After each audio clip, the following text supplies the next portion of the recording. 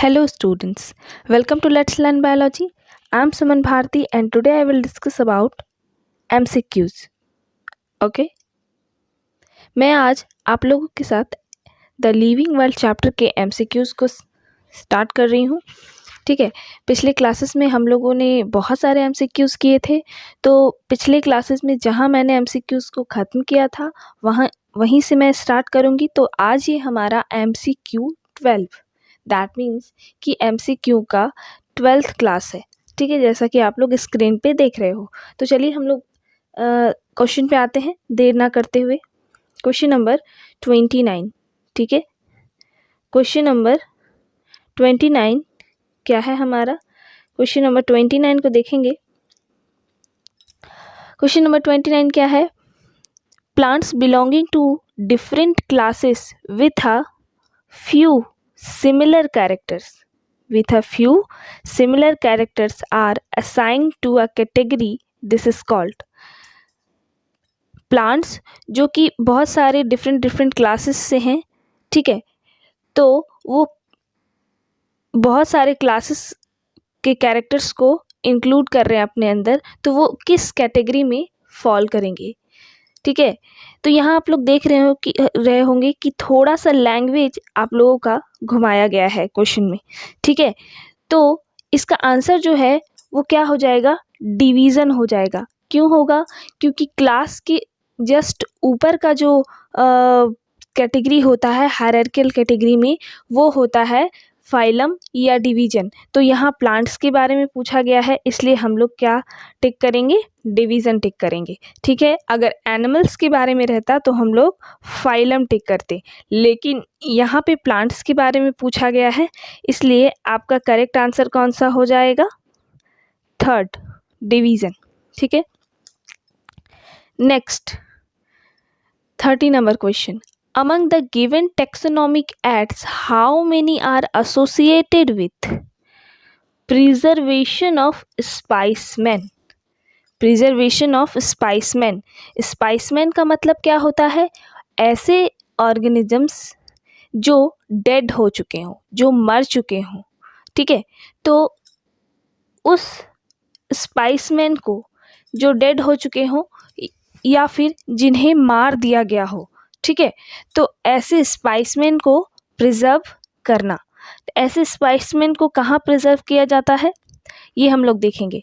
तो पहला ये कुछ बॉक्स दिए हुए हैं, इस बॉक्स में बहुत सारे नाम हैं. तो सबसे पहला नाम क्या है आपका? मोनोग्राफ. दूसरा है फ्लोरा. तीसरा है की. चौथा म्यूजियम. पांचवा botanical gardens. Catalogues. Herbarium and manuals.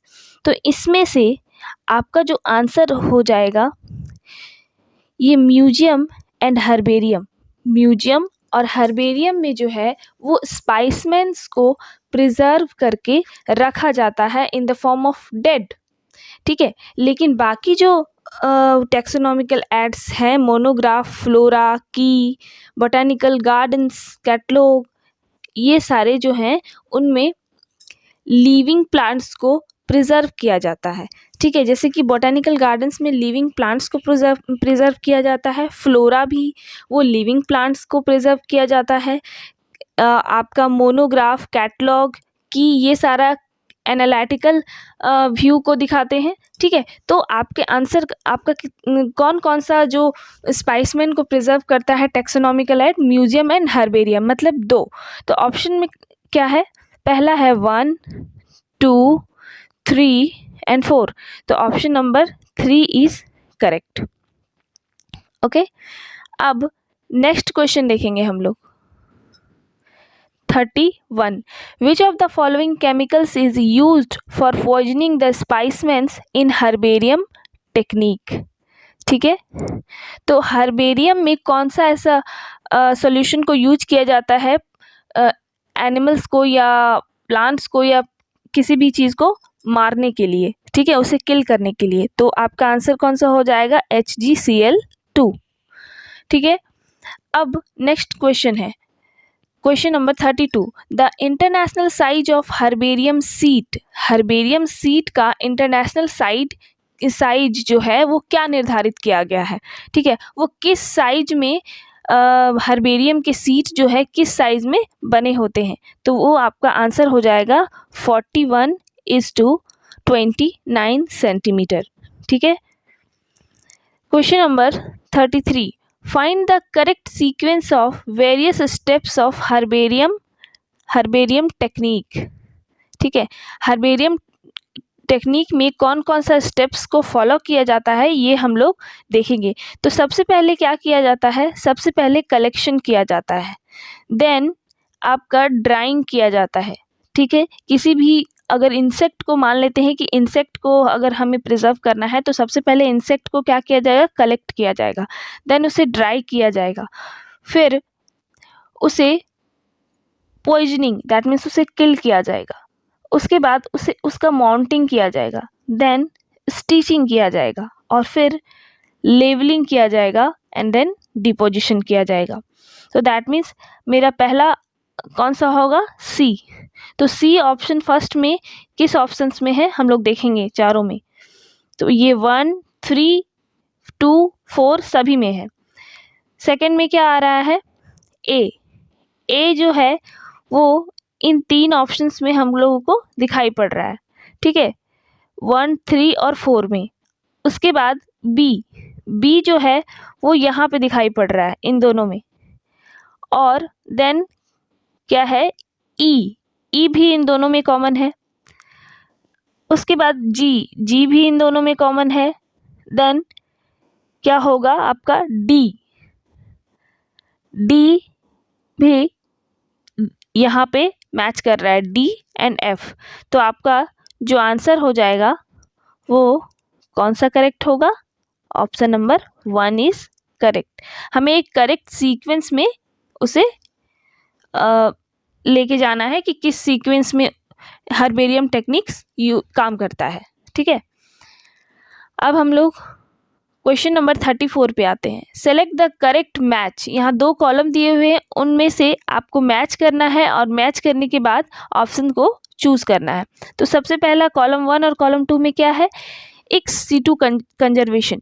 X situ conservation किस में होता है, ex situ conservation botanical gardens में होते हैं। तो बोटानिकल गार्डन्स कहाँ है, ये 4th नंबर ऑप्शन में रॉयल बोटानिकल गार्डन्स। तो ए का 4 हो जाएगा। ठीक है, तो ए का 4 कहाँ पे है वो हम लोग अपने ऑप्शन में देखेंगे। ऑप्शन नंबर 3 में है और ऑप्शन नंबर 4 में है। ठीक है, अब क्विक रेफरल सिस्टम जो है वो किसके लिए यूज होता है, हर्बेरियम के लिए यूज होता है। ठीक है, हर्बेरियम में हम लोग देख करके तुरंत पता कर सकते हैं कि कोई भी ऑर्गेनिज्म कहाँ से कलेक्ट किया गया है, उसका कलेक्टर कौन सा है, वो उसका लोकल नेम क्या है, उसमें सारा चीज़ लिखा हुआ होता है हर्बेरियम सीट में। ठीक है, तो ऑप्शन नंबर इसका बी का क्या हो जाएगा, 1 हो जाएगा। बी का 1 कहाँ पे है, यहाँ और यहाँ, इन दोनों ऑप्शन में है। ठीक है, प्रिजर्व प्लांट्स कहाँ पे रखा जाता है, म्यूजियम में रखा जाता है। ठीक है, तो ऑप्शन नंबर सी का कौन सा हो जाएगा, 2 हो जाएगा। और कहीं 2 है क्या इस 3rd नंबर वाले ऑप्शन में, नहीं है। तो अगला ऑप्शन हम लोगों को पढ़ने की ज़रूरत नहीं है, हमारा आंसर जो हो जाएगा वो कौन हो जाएगा, 4th number option is correct. ठीक है, ऐसे ही आप लोगों को नीट के एग्जाम्स में क्वेश्चंस करने हैं ट्रिक लगा करके। ठीक है, क्वेश्चन नंबर 35 क्या है, live specimens are used for reference in taxonomic studies in। Live specimen को कहाँ प्रिजर्व किया जाता है, तो ऑप्शन में क्या है देख लेते हैं हम लोग। पहला ऑप्शन है म्यूजियम में तो नहीं होता है, वहाँ पर डेड ऑर्गेनिजम्स को क्या है रखा जाता है। दूसरा है जूलॉजिकल पार्क्स, तीसरा है बोटानिकल गार्डन्स एंड चौथा है more than 1 option is correct. तो आपका more than 1 option is correct, क्योंकि जूलॉजिकल पार्क्स और बोटानिकल गार्डन दोनों में लाइव स्पेसिमेन को प्रिजर्व किया जाता है। अब हम लोग नेक्स्ट क्वेश्चन पे आते हैं, क्वेश्चन नंबर 1। ये आपका क्वेश्चन जो है वो दूसरे सेक्शन का है। ठीक है, इसलिए क्वेश्चन नंबर 1 से स्टार्ट हो रहा है। क्वेश्चन नंबर 1 क्या है, which one of the following aspect is an exclusive characteristics of living beings, living things. ठीक है, लिविंग थिंग्स के क्या एक्सक्लूसिव कैरेक्टर्स हैं? तो आपका option number 4 is correct, increase in mass from inside only. ये आपका जो है वो आंसर हो जाएगा। ठीक है, नेक्स्ट क्वेश्चन क्या है? The living organisms can be unexceptionally distinguished from the non living things on the basis of their ability for. Living और नॉन लिविंग को किस एबिलिटी पे डिस्टिंग्विश किया जाता है, उन्हें बांटा जाता है? ठीक है, तो पहला ऑप्शन क्या है आपका? Interaction with the environment and progressive evolution. दूसरा है कंससनेस, तीसरा है ग्रोथ एंड मूवमेंट एंड चौथा है रिप्रोडक्शन। तो हम लोगों ने पढ़ा है defining and non defining characters.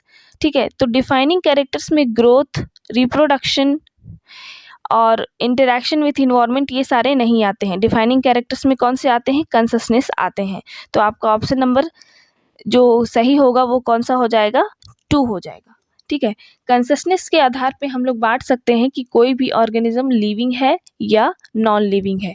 ठीक है, इन्वायरमेंट के कंससनेस का मतलब क्या होता है? इन्वायरमेंट के प्रति इंटरेक्शन करना। ठीक है, नेक्स्ट क्वेश्चन, क्वेश्चन नंबर 3 क्या है? ICBN stands for. ICBN का मतलब क्या होता है? International code of botanical nomenclature. तो कहाँ है ये ऑप्शन? ऑप्शन नंबर 1 में, international code for of botanical nomenclature. Next